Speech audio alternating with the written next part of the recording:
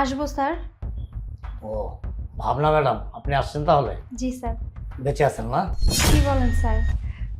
আপনার দোয়া সবসময় আমার উপরে আছে, আর বেঁচে আছি বলেই তো আপনার সামনে এখন আসতে পারছি। দোয়া তো অবশ্যই করি, তারপরে এবার ঈদে যেভাবে সড়ক দুর্ঘটনা ঘটতেছে আমি তো কনফিউজ ছিলাম যে অফিসে ছুটি দিলাম 7 দিন, ওই জায়গায় 12 দিন পার হয়ে গেল, এখনও অনেক স্টাফ আসতেছে না, যেটা আবার মারা টারা গেল কিনা, এজন্য একটু কনফিউজ ছিলাম আর কি। হ্যাঁ স্যার, এবার তো অনেক দুর্ঘটনাই ঘটছে, কিন্তু আপনার দোয়ায় আমার কিছু হয়নি। ঠিক আছে, আসেন।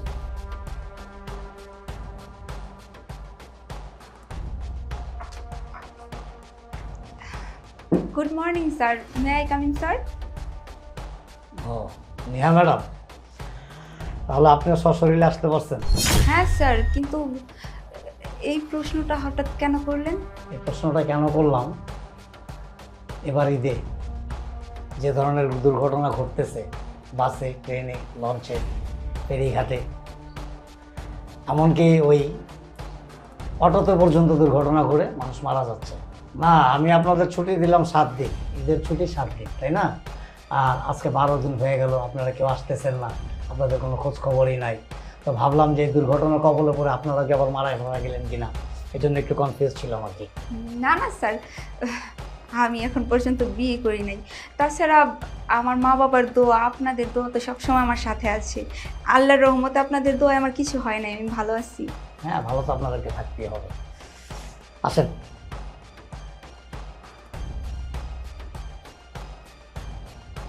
May I coming sir? ও, জিসান সাহেব, আপনি আসছেন তাহলে?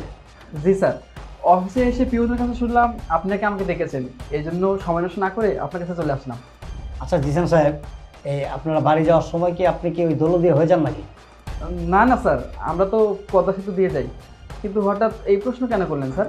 এই প্রশ্ন এই জন্যই করলাম, অফিস থেকে ছুটি দেওয়া হয়েছে আপনাদেরকে 7 দিন, ওই জায়গায় আজকে 12 দিন অতিবাহিত, আপনাদের কারোরই কোনো খোঁজ খবর নাই, তাই ভাবলাম যে দৌলদিয়ার ওই বাস অ্যাক্সিডেন্টের কবলে আবার আপনিও পড়ে গেলেন কিনা। না না স্যার, আমার কিছু হয় নাই, আল্লাহর রহমতে আমি ভালো আছি, আর আপনাদের দোয়া তো আমার সাথেই আছে। হ্যাঁ, দোয়া তো থাকবেই, সবার জন্যই দোয়া আছে। আসেন, ভিতরে আসেন। জি স্যার। কি ব্যাপার, ভাবনা ম্যাডাম, নেহা ম্যাডাম, আপনারা এখানে কি করতেছেন? আপনাদের কি কাজ নেই নাকি? স্যার, কি হয়েছে কিছুই তো বুঝলাম না, সকাল সকাল সবাইকে অফিসে ডেকেছেন, কোনো সমস্যা? ও জিসান সাহেব, আপনি কিছুই বুঝতে পারেন নাই। আচ্ছা, কোম্পানি আপনাকে ঈদের ছুটি দিয়েছিল কত তারিখে? স্যার 16 তারিখে। আজকে কত তারিখ? স্যার আজকে তো 29 তারিখ। 29 তারিখ। তাহলে আপনার ছুটি দিয়েছিল কয়দিন? স্যার 1 সপ্তাহ ছুটি দিয়েছিলেন। 1 সপ্তাহ। আসছেন কতদিন পর? স্যার 12 দিন পর। আপনি কোম্পানির কি দায়িত্বে আছেন? স্যার আমি তো এই কোম্পানির ম্যানেজার, আমি তো ম্যানেজার পোস্টে আছি। ম্যানেজারের অর্থ বোঝেন? আপনি একটা গুরুত্বপূর্ণ দায়িত্বে আছেন। আপনি যদি 12 দিন পর আসেন, আপনি ছুটি পাইছেন 7 দিনের ঈদে, তাই না? আপনি আসছেন 12 দিন পর, তো প্রতিষ্ঠানটা চলে কিভাবে একটাবার কি ভাবছেন আপনি? আসলে স্যার, আমি তো ঈদে গ্রামে গিয়েছিলাম, আর গ্রামে জায়গা জমি নিয়ে কিছু ঝামেলা ছিল, ওইগুলো সমাধান করতে করতে একটু লেট হয়ে গেছে। তবে আমি তো সবাইকে বলেছিলাম সবাই যেন ছুটি কাটিয়ে সময় মতো অফিসে চলে আসে। কী ব্যাপার, আপনারা কি ছুটি কাটিয়ে সময় মতো অফিসে আসেননি? আমি তো আপনাদেরকে বলেছিলাম সময় মতো অফিসে চলে আসবে। আসলে আপনাদের মতো টাইমলেস লোককে নিয়ে না আমি আছি মহাবিপদে। আপনাদের জন্য স্যার এখন আমাকে কথা শোনাচ্ছে। জিসান সাহেব, চুপ করেন। আপনি আপনি ওনাদেরকে বলতেছেন টাইমলেস না? আপনি কি নির্দিষ্ট সময়ের মধ্যে আসতে পারছেন? পারেন নাই, আসেনও নাই। আপনি ওনাদেরকে বলতেছেন টাইমলেস। আরে আপনি কি, আপনি এই প্রতিষ্ঠানের একজন ম্যানেজার, গুরুত্বপূর্ণ একটা পদে আপনি অধীনস্থ, অথচ আপনি ঠিক সময় মতো আসেন না। ওই যে একটা কথা আছে না, মানে এক সুটকিওয়ালা আরেক সুটকিওয়ালাকে বলে, ভাই একটু চেপে ধরাবেন, সুটকির গন্ধ আসে। কি ব্যাপার ভাবনা ম্যাডাম, আপনি কেন দেরি করলেন? ম্যানেজারের পরের পোস্টেই তো আপনি, তাই না? উনি যদি কোনো কারণবশত আসতে না পারে বা কোনো কারণবশত ওনার গ্যাপ থাকে, তাহলে সেই গ্যাপটা কে পূরণ করবে? আপনি করবেন। আপনি কেন মিস করলেন বলেন, টেল মি নাও। আসলে স্যার, 1 বছর পরে আমি আমার শ্বশুর বাড়িতে গেছি ঈদ করার জন্য। আত্মীয় স্বজন সবাই আসছিল, তো গ্রামের মানুষ তো বোঝেনি, খুব আন্তরিক, ওরা আমাকে আসতে দেয়নি। তাছাড়া এই বাড়ি ও বাড়ি বেড়াইতে বেড়াইতে সময় চলে গেছে, টাইম মতো অফিসে আসতে পারিনি। এক কাজ করেন না, এতই যখন ঘোরার বেড়ার আনন্দ করার প্রয়োজন, আর শ্বশুর বাড়ি আত্মীয় স্বজন মানে নানান অজুহাত দেখাইতেছেন, তাহলে এক কাজ করেন, চাকরি বাকরি ছেড়ে দিয়া শ্বশুর বাড়ি নিয়ে ঘুরেন বেড়ান, আত্মীয় স্বজন নিয়ে পড়ে থাকেন, দ্যাটস অল, হয়ে যায়। ওনাদেরটা তো শুনলাম। আচ্ছা মিস নেহা, আপনি বলেন, আপনি কেন নির্ধারিত সময়ে অফিসে আসলেন না? আপনি তো এই প্রতিষ্ঠানের একজন সুপারভাইজার, তাই না? আপনি এক দুজনের অধীনে, কিন্তু আপনার অধীনে অনেকগুলো স্টাফ কাজ করে। অ্যাকচুয়ালি স্যার, ছুটি শেষ হওয়ার আগেই আমি রওনা দিয়ে দিচ্ছিলাম, কিন্তু আমার মা হঠাৎ করে অসুস্থ হয়ে পড়ে, এই কারণে আমি আসতে পারিনি। বুঝিনি তো, মা যেহেতু অসুস্থ হয়ে গেছে, মাকে ছেড়ে কিভাবে আসবো? আপনার মা সত্যি অসুস্থ? জি জি স্যার, সত্যি বলতেছি, আমি সত্যি আমার মা অসুস্থ ছিল। আচ্ছা মিস নেহা, আপনি কি কসম করে বলতে পারবেন যে আপনার মা অসুস্থ? Yes sir. কি বলছেন? কসম খাবো? হয়েছে থাক, বুঝতে পারছি। দেখেন মিস নেহা, একটা সত্যকে ঢাকতে গিয়ে কত সুন্দর করে আপনি 5টা মিথ্যার আশ্রয় নিতেছেন, কাজটাকে ঠিক করতেছেন আপনি? আচ্ছা, আপনারা সবাই তো এখানে আছেন, কোম্পানিকে আপনাদেরকে সঠিক সময়ে বেতন দিচ্ছে না? জি স্যার। ঈদের বোনাস পাইছেন না? হ্যাঁ স্যার। আচ্ছা বলতে পারবেন এমন কোনো সুযোগ সুবিধা আছে যেটা আপনারা এই প্রতিষ্ঠান থেকে পান না? না স্যার। তাহলে আপনাদের 10 জনকে নিয়ে যদি কোম্পানি ভাবতে পারে, কোম্পানি আপনাদেরকে নিয়ে চিন্তা ভাবনা করে, তাহলে আপনারা কেন কোম্পানিকে নিয়ে একটাবার ভাবতে পারেন না? Sorry sir. এই ছোট্ট একটা শব্দ সরি স্যার, শুধু এটা বললেই কিন্তু সব কিছু শেষ হয়ে যায় না। একটা প্রতিষ্ঠান গড়ে তুলতে গেলে, এই প্রতিষ্ঠানটা দাঁড় করাইতে গেলে, সেই প্রতিষ্ঠানের কর্ণধারী বুঝে যে প্রতিষ্ঠানটা দাঁড় করাইতে তার কতটা শ্রম দিতে হয়েছে। আর আপনারা সমস্ত সুযোগ সুবিধা ভোগ করতেছেন, অথচ প্রতিষ্ঠান কি লাভবান হচ্ছে না লস হচ্ছে, এই জিনিসটা একবারও ভাবেন না। মাস শেষ বেতন পাচ্ছেন, অন্যান্য সুযোগ সুবিধা পাচ্ছেন, দ্যাটস অল। আর কি, আর কোনো কিছু প্রয়োজন নাই। কোম্পানি জাহান্নামে যাক, এটা আমাদের দেখার কোনো প্রয়োজন নেই, নো নিড, নাকি? এটাই ভাবেন। শোনেন, যে কোনো প্রতিষ্ঠানে কর্মরত থাকেন না কেন, যদি সেই প্রতিষ্ঠানকে নিজের মতো মনে করে গড়ে তুলতে না পারেন, সেই প্রতিষ্ঠানে আন্তরিকতা দেখে কাজ না করতে পারেন, তাহলে কোনো দিনে আপনি আপনারও হবেন না, ওই প্রতিষ্ঠানেরও হতে পারবেন না। আপনি কি ভাবছেন আপনি প্রতিষ্ঠানকে ফাঁকি দিচ্ছেন? না, আপনি আপনার নিজেকে ফাঁকি দিচ্ছেন। সো যা কিছু করেন চিন্তা ভাবনা করে করবেন। আপনাদেরকে ঈদের বোনাস বেতন সব কিছু দেওয়ার পর এবং পর্যাপ্ত ছুটি দেওয়ার পরও আপনারা নির্ধারিত সময়ে অফিসে আসলেন না, এবং আপনাদের জন্য এতগুলো স্টাফ কাউকে দিয়ে আমি কাজ করাইতে পারি নাই। কোম্পানি যে ক্ষতিগ্রস্তটা হইল, এই ক্ষতিটা কোম্পানি কী দিয়ে পূরণ করবে বলেন? কারণ তারা তো সঠিক সময়ে আসছে, তাদেরকে দিয়ে তো আমি কাজ করাইতে পারি নাই। আর আপনাদের জন্য তো আমি তাদের বেতনটা বন্ধ করে রাখতে পারি না।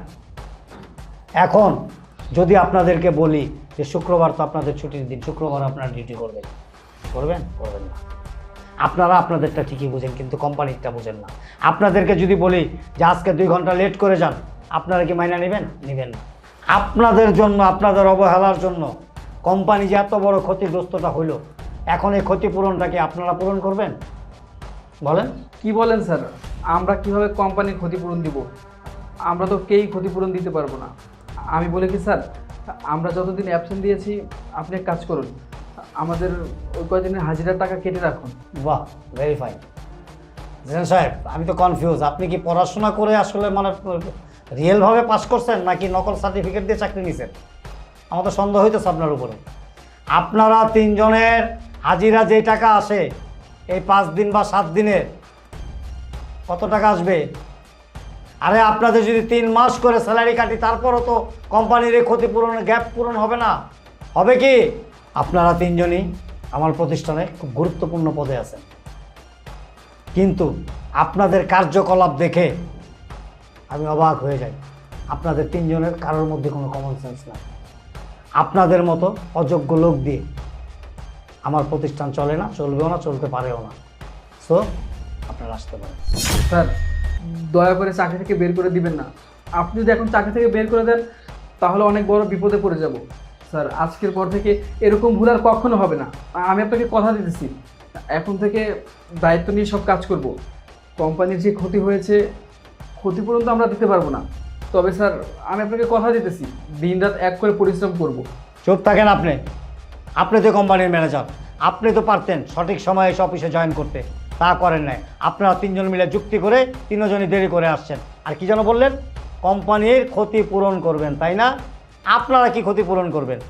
কাজ তো করে ওয়ার্কাররা, আর আপনারা তিনজনে এসি রুমে হেলান দিয়ে বৈশা বৈশা আরামে দিন কাটান, মাস শেষে বেতনটা ঠিকই করে নিয়ে যান। টাকা তো আর কম নেন না, কম নেন? স্যার, আমাদের ভুল হয়ে গেছে, আপনি আমাদেরকে আরেকটা সুযোগ দেন, আমরা মন দিয়ে কাজ করবো আর এরকম ভুল আর কোনোদিন করবো না। কি সুযোগ দেব আপনাদেরকে? আপনাদেরকে কি সুযোগ দেব বলেন?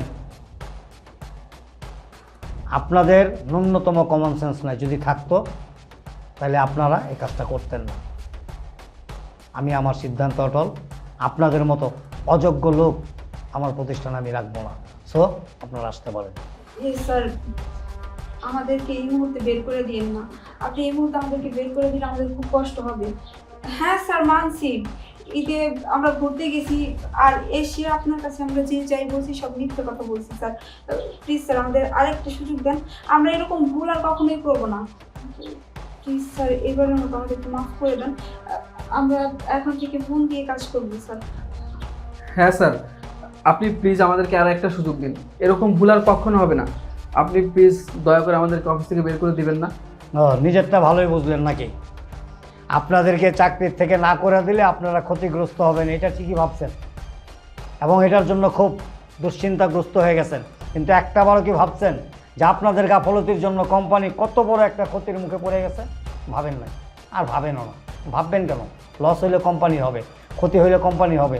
আমাদের কি? আমরা তো মাস শেষে স্যালারি পেয়ে যাব নাকি? শোনেন, আপনারা যেটা পারেন আমি হয়তো সেটা পারি না। আপনাদেরকে শেষবারের মতো আরেকটা সুযোগ আমি দিলাম, কিন্তু যদি এর পরে কোনো রকম কোনো স্কোয়েজ দেখান, আই এম সরি, আমি কিন্তু তখন আর আপনাদের কোনো কথাই শুনবো না। যান, যে যার কাজে যান। Thank you sir. এই আপনারা যান, যে যা ডিউটি করেন যান। আসসালামু আলাইকুম স্যার। স্যার আমি আসি। ঠিক আছে, যান, মনোযোগ সহকারে কাজ করেন। আসসালামু আলাইকুম।